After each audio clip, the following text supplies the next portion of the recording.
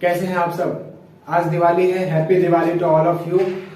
अगर आज की वीडियो में थोड़ा बैकग्राउंड म्यूजिक आए तो कृपया करके हमें माफ कर देना।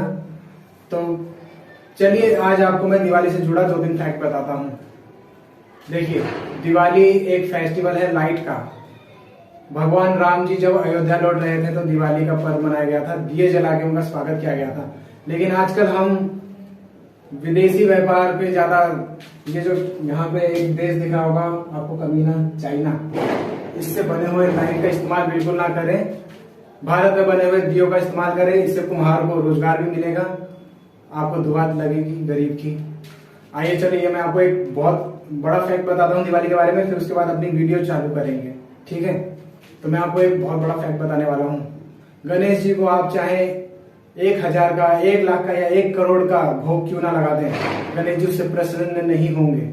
गणेश जी को केवल 2 दूध की घास बहुत है उनको संतुष्ट करने के लिए। तो हैप्पी दिवाली।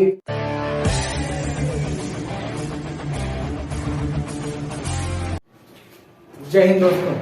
आइए आज मैं आपको बताता हूँ चेक के बारे में। चेक होता क्या है, चेक कितने टाइप के होते हैं, तो चलिए शुरू करते हैं। Cheque is a piece of paper that you sign and use to pay for anything.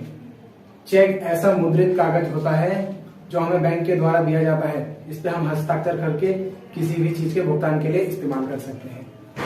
अब जानते हैं कि चेक का यूज क्यों करते हैं। देखिए, हमें बैंक से अपने खाते से कुछ राशि, कुछ धन की आवश्यकता होती है, तो उसके लिए हमें अपने बैंक के पास जाना ना पड़े, इसीलिए चेक को बैंक हमें प्रोवाइड करती है। अब मैं आपको बताता हूँ कि चेक में होता क्या क्या है।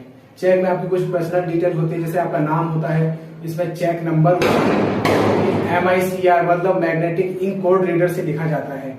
ये एक स्पेशल टाइप का इंक होता है जिसमें कुछ मैग्नेटिक कैरेक्टर होते हैं, जिसे कि जब मशीन में लगाया जाता है तो इससे पता चल जाता है कि ये चेक है किस व्यक्ति का। अब चेक के ऊपरी साइड में या फिर निचले साइड में अकाउंट नंबर भी होता है आपका अंकित। अकाउंट नंबर कुछ पर्सनल नहीं होता, उसमें शुरुआत के सारे संख्या बैंक के होते हैं, लास्ट के 4 डिजिट वो हमारा पर्सनल होता है। अब आपको मैं बताता हूँ कि चेक कितने टाइप के होते हैं। चेक मोर देन 10 टाइप्स के होते हैं, लेकिन मेनली हमें 8 टाइप के चेक्स को पढ़ना है। पहला होता है बियरर चेक। बियरर चेक सबसे कॉमन चेक है जो कि हमें बैंक के द्वारा प्रोवाइड होता है। बियरर चेक का इस्तेमाल हम इसीलिए करते हैं कि हमें पता नहीं होता कि इस चेक को कौन निकालेगा। इसमें बियरर लिखा होता है और इसमें हम ओनली अमाउंट और अपना सिग्नेचर करके इसको हम किसी के भी पे करने के लिए हम इसको दे देते हैं। बियरर चेक को सबसे रिस्की चेक माना जाता है, क्योंकि इस चेक का भुगतान वो व्यक्ति कर सकता है जिसे हम नहीं जानते। बियरर चेक में हमारा कोई भी रिकॉर्ड नहीं होता। बियरर चेक को कोई भी अपना नाम लिख के उससे अमाउंट निकाल सकता है। अब दूसरे टाइप का चेक होता है ऑर्डर चेक। ऑर्डर चेक हमें तब दिया जाता है जब हमें किसी स्पेसिफिक व्यक्ति का नाम लिखा होता है ऑर्डर चेक पे। जैसे कि अगर हमें मान लीजिए कि मेरे को अंकित को 50,000 रुपए ट्रांसफर करने हैं और अगर मैं उसे बियरर चेक दूं तो जरूरी नहीं कि अंकित ही उस चेक को जाके अपने अकाउंट में विड्रॉल करवाए। लेकिन अगर हम ऑर्डर चेक दें तो उस पर हम ऑर्डर चेक पे अंकित का नाम लिखेंगे और उसको फिर चेक देंगे, तो वो थोड़ा कम रिस्की होता है। तीसरा चेक होता है क्रॉस चेक।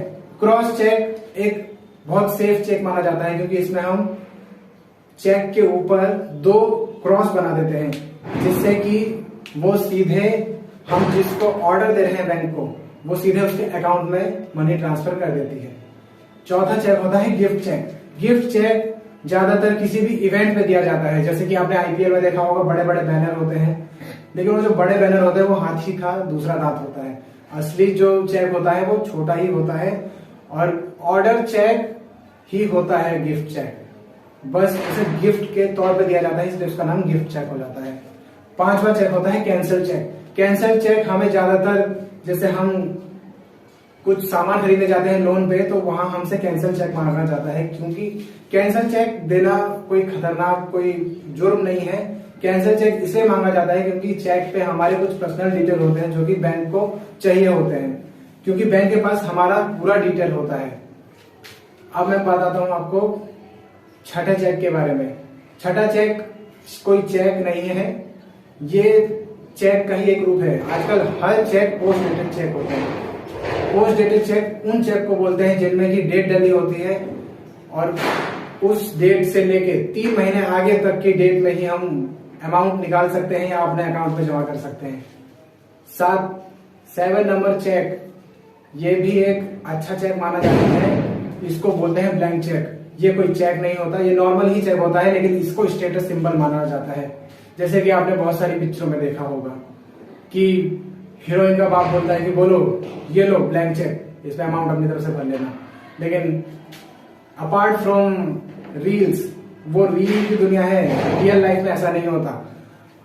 अगर हम किसी को ब्लैंक चेक देते भी हैं तो हम अपने अकाउंट में अपने बैंक से ऑर्डर दे सकते हैं कि लिमिट लगा दें, कि जैसे कि एक मैक्सिमम लिमिट जिसके ऊपर हम किसी को भी ब्लैंक चेक से इसके ऊपर अमाउंट कोई निकाल ना सके। जैसे कि मान लीजिए कि आपने लोन लिया है तो बैंक आपसे 2 ब्लैंक चेक मांगेगी विद सिग्नेचर। तो अगर आपने लोन लिया है 15 लाख का तो उस पर ऐसा मैक्सिमम अमाउंट डाल दीजिए कि उससे ऊपर बैंक ना निकाल सके। वैसे ब्लैंक चेक देना कोई बड़ी बात नहीं है, लेकिन अगर वो गलत हाथ में लग जाए तो आपके अकाउंट से बहुत बड़ा अमाउंट निकाला जा सकता है अकाउंट से। अब मैं आपको लास्ट चेक बता रहा हूं, ये होता है बाउंस चेक। अगर हम किसी व्यक्ति को चेक दे दें, चेक वो ठीक टाइम पे पोस्ट डेट से पहले अकाउंट में जमा करवा ले और हमारे खाते में उतना पैसा ना हो तो वो चेक बाउंस हो जाएगा। मान लीजिए कि आपके अकाउंट में है 50,000 रुपए और आपने किसी को चेक दिया है 51,000 का।